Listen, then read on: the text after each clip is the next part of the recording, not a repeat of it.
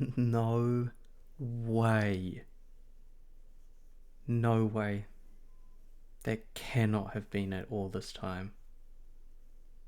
Wow. Hello everyone, welcome back. Today's video has been an absolute roller coaster for me. I've been working on this monitor on and off for about 3 weeks now, and I really wanted to fix this one because it's my main, well, it was my main computer screen. So what happened was I plugged a heater and a kettle into the same multi-adapter as my PC because it's winter over here, and even though it tripped the surge protector, I guess it still fried something inside the screen. So I'll flip it over and I'll show you what happens when I try to turn it on. And what's most annoying is I left the screen out for a few hours to dissipate any excess voltage, and it actually worked. The screen was working again. So my idiot self decided that I would do the exact same thing the next day. And the second time I did it, this is what happens. I get this white bright light. No visuals. So the screen's still working, it looks like. It's just a bright white light. So let's get this opened up and start the repair. So after digging around, the initial theory was that the T-con board, which is the timing control board, was broken. And all that does is it takes the signals from the main board and translate them into pixels basically. And it was a bit of a mission getting into this. I'm using my mobile phone SIM card tool to try and pry it open. At first I was trying to open it from the back before I realized I had to go in from the screen side. And all up this took me about an hour to finally make some progress into opening it up. So I'll speed through this and I'll see you when I get into the board. So here we go, I finally cracked it open. Just disconnecting the ribbon cable, trying to split it into two. And there's the board. Taking the cables off. Got it down to one piece. And it was taking a while, so my boss and assistant is watching over me here, trying to get things moving smoothly again. And with his help, we finally got it out. So thank you, Colin.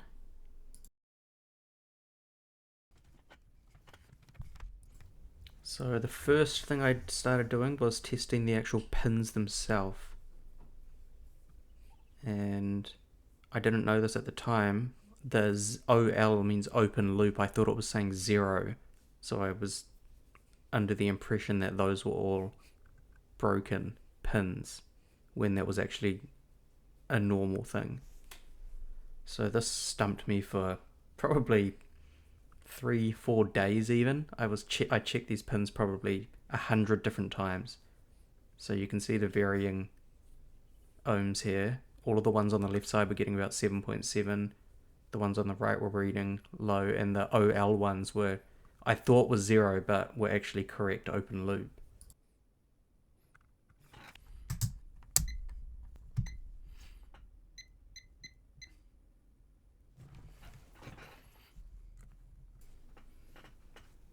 So here I start to do some testing around all of the components related to the pins at the top, because I was trying to find why they were giving me back 0 readings, quote unquote 0. And this chip here is giving me a perfect 20. Completely good. I was struggling with the probes that came with my multimeter. They're quite big, and you'll see later on I end up ordering some fine tip points, which are very helpful with the motherboard work. And here I'm testing all of the MLCCs connected to the pins, and it was very difficult with these giant probes, but I was getting correct readings, which I didn't know at the time. I was getting down to the real nitty gritty. I thought the difference might be like one was reading 1.83 and the others were reading 1.84. So the 1.83 one must be broken because all of the other ones are higher. So I was stuck on that for a while. So I'll absolutely speed through these next clips because I pretty much spent the next week over multiple days testing the exact same things because I could not find where the problem was. Everything was giving me correct readings.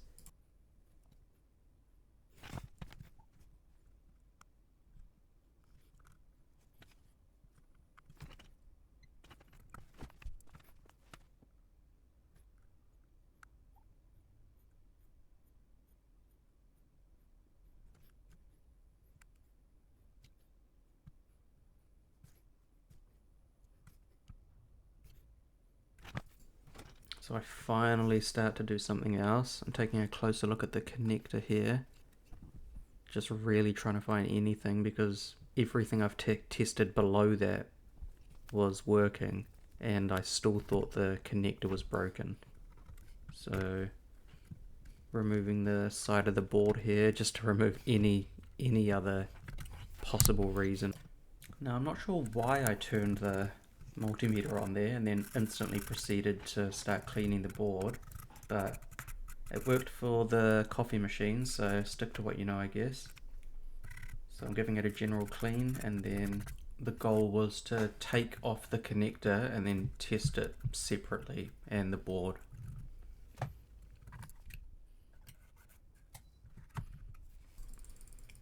So however many days later, I've come back to finally take this off, and the idea was, because I have no flux and I definitely don't have a hot air rework station, I was going to use a soldering iron and try and pry it off as I was melting the solder.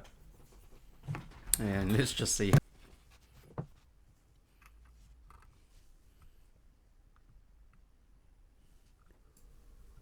And it went about as poorly as you would expect.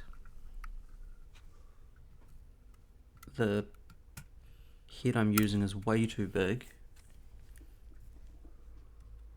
It is melting the solder, but I couldn't get it, I couldn't pry it off enough before it solidified again.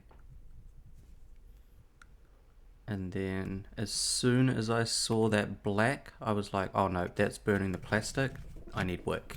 So that was another day down, gone. So we're back 2 weeks later now. I've got my order from AliExpress, some wick. I've put on a much smaller head. This is the first time I'm using wick, so I don't really know what I'm doing here.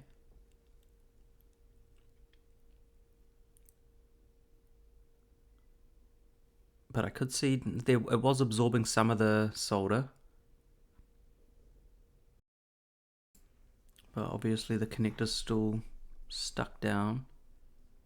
And I was not even sure if the head was getting hot enough. It was hardly working, or it felt like it was hardly working.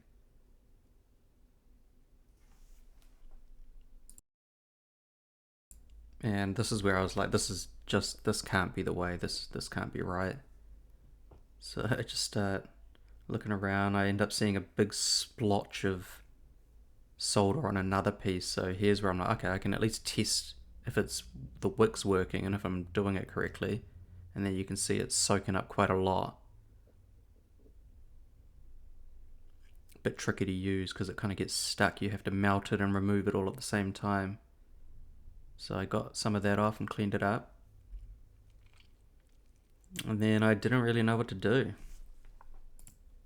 So here I end up adding the solder that I removed back to the connector because I figured the only way I was going to get that off was with a hot air rework station. So I gave up on that idea.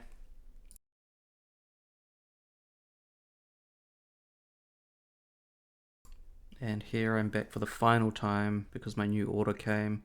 So I was just testing out my fine tip probes, and I was basically just going to throw the monitor out after this because there was no way I could afford a hot air rework station right now, and the screen's already 7 years old.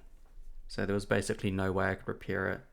So just before I threw it out, I had the idea to just throw it back together and turn it on.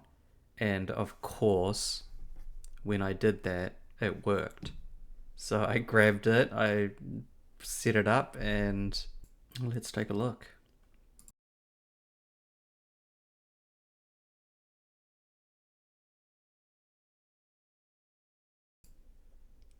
No. What the hell? No, it was just working. Oh my god. Yeah, I was pretty bummed about that one. But within the same minute, that gave me the idea that it might actually just be the power cable or the power brick. So with one of my other orders, I got a all-in-one like laptop charger. So I figured I would at least just try it and see. So this is the all-in-one power. You can just switch the amount of volts it puts in. So the screen uses 19 volts. So putting it to 19, and it just comes with a bunch of different heads that you can plug into basically anything.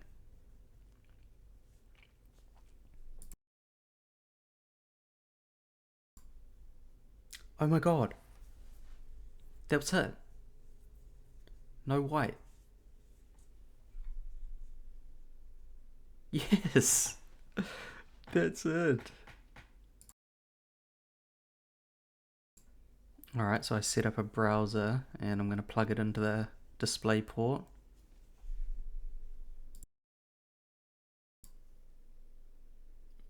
No way. No way. That cannot have been it all this time. Wow. So that was an absolute wild ride that just took an unbelievable amount of time. And even though I tested the power brick on the first day that it broke, it was reading 19 volts, which I'll show you again in a sec here. The power brick itself was broken, I guess. So thank you everyone so much for watching. I'm sorry it's been such a long time. I learned so much from this video, and I'll see you in the next one.